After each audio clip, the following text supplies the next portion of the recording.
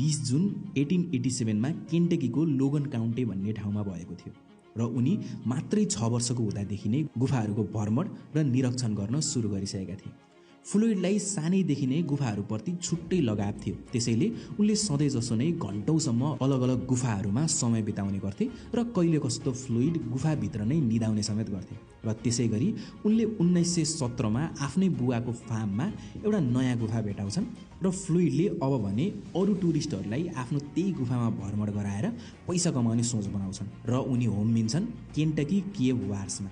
केन्टकी cave वार्सलाई हजुरहरूलाई सजिलो भाषामा बुझाउनु पर्दा यो एउटा गुफा नै गुफाको सञ्जाल हो जुन भित्रै एकअर्कासँग जोडिएका छन् र यो गुफाहरूको सञ्जाललाई संसारकै सबैभन्दा ठुलो गुफाहरूको सञ्जाल मानिन्छ र यसलाई म्यामथ केभ पनि भन्ने गरिन्छ।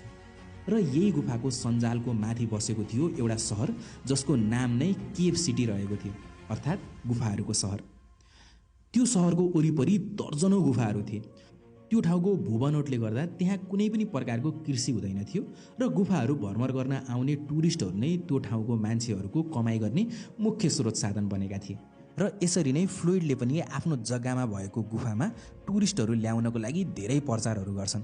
तर त्यो ठाउँमा धेरै नै कम्पिटिसन भएको कारणले र उनको गुफामा कुनै पनि प्रकारको नयाँ कुरा नभएको कारणले कोही पनि टुरिस्ट उनको गुफा हेर्न चाहिँ आउँदैनन्। तर 18 जनवरी 1925 मा फ्लोइडले आफ्नो एकजना साथीको जग्गामा अर्को गुफा भेट्टाउँछन् र त्यो गुफाको मालिक र फ्लोइडको बीचमा त्यो गुफामा भ्रमणको व्यापार गर्ने र फाइदा भने आधा आधा गर्ने भन्ने सम्झौता हुन्छ। र यो नयाँ गुफा मेन बाटोदेखि पनि नजिक थियो र सबैभन्दा खास कुरा त्यो गुफाभित्र क्रिस्टलले बनेको एउटा सुन्दर कोठा प्राकृतिक रूपले नै बनेको थियो, त्यसैले त्यो ठाउँमा पर्यटक आउने सम्भावना पनि धेरै थियो। अब भने फ्लोइडलाई बस त्यो गुफालाई आकर्षक बनाउनु पर्ने थियो र धेरैभन्दा धेरै पर्यटकहरू गुफामा भित्राउनु पर्ने थियो। तर यो सबै कुरामा एउटा ठुलो